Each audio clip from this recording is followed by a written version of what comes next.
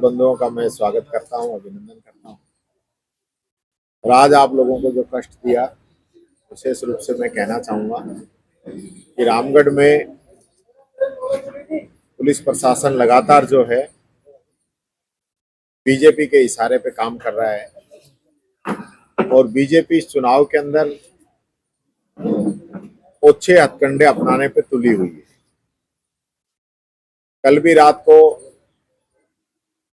एक घटना की पोस्ट बीजेपी के लोगों के द्वारा डाली गई। मैंने स्वयं एसपी महोदय को और स्थानीय एसएचओ को इस बारे में बताया। एसएचओ मौके पे था, इस प्रकार की कोई घटना ही नहीं, लेकिन बीजेपी से जुड़े हुए लोग जिनके स्क्रीनशॉट भी मैंने पुलिस को उपलब्ध कराए थे, उनके द्वारा जाति और धर्म की घृणित बातें कहते हुए पोस्ट डाली गई थी।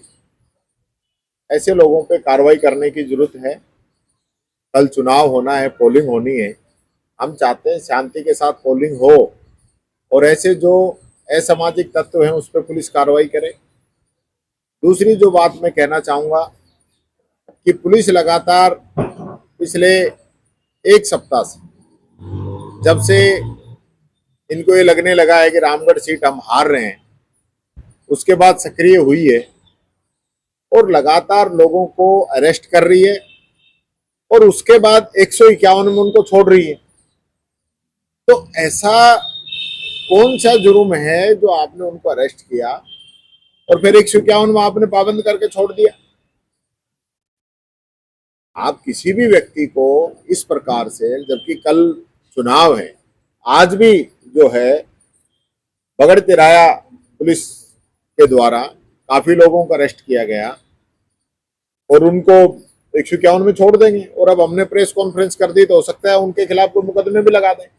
लेकिन ऐसे लोग, निर्दोष लोग जिनका कोई किसी बात से लेना देना नहीं है, उन लोगों को इस प्रकार से पुलिस के द्वारा प्रताड़ित करना, मैं समझता हूं ये चुनाव को प्रभावित करना चाहती है बीजेपी। और आपको किसी को पकड़ना है, कोई दोषी है, कोई बात है, आप करिए ना। 13 तारीख को कल वोट डल जाएंगे, 6 बजे बाद आप करिए कार्रवाई। कौन मना कर रहा है? हम तो किसी प्रकार का किसी का पक्ष नहीं ले रहे, लेकिन एक डर और भय का माहौल पूरे रामगढ़ विधानसभा क्षेत्र में बनाने के लिए, और विशेष रूप से मैं कहना चाहूंगा कि यहाँ पे पुलिस प्रशासन के द्वारा जो पहले एसएचओ रह गए हैं, यहाँ रह के गए रामगढ़ में, उनको बुलाया गया है, उनका उपयोग किया जा रहा है। और एक आईपीएस ऑफिसर जो कि जयपुर के अंदर बैठे हैं, उनके द्वारा भी यहाँ अपने से नीचे कर्मचारियों को फोन करके बीजेपी के पक्ष में प्रचार करने का कहा गया है। तो वो भी हमारे पास उसका भी पूरी जानकारी आ चुकी है। तो ये इस प्रकार का जो बीजेपी कर रही है ये गलत है। मैं कहना चाहूंगा, अपील करना चाहूंगा बीजेपी के नेताओं से भी और आम पब्लिक से भी कि ये चुनाव जो है बिना डर और भय के होना चाहिए। जिसको वोट डालना है वो डाले। इसमें तो किसी भी प्रकार का सरकार के द्वारा इस प्रकार का मशीनरी का दुरुपयोग नहीं किया जाना। अलवर का पुलिस प्रशासन और प्रशासन दोनों ही भारतीय जनता पार्टी के कार्यकर्ता के रूप में काम कर रहे हैं।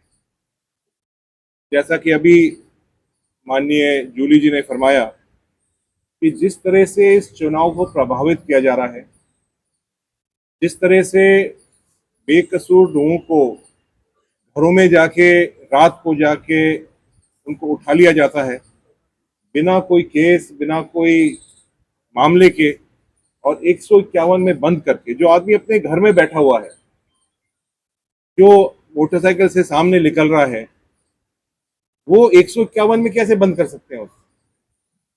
लेकिन एक डर का और भय का माहौल बनाया जा रहा है। हम सब जानते हैं कि रामगढ़ का जो चुनाव है वो एक तरह से भारतीय जनता पार्टी उसको एक दूसरे रूप में लड़ती है, एक माहौल बनाने की कोशिश करती है, और यही इनकी जो प्रैक्टिस है ये वापस चल रही है। खास तौर से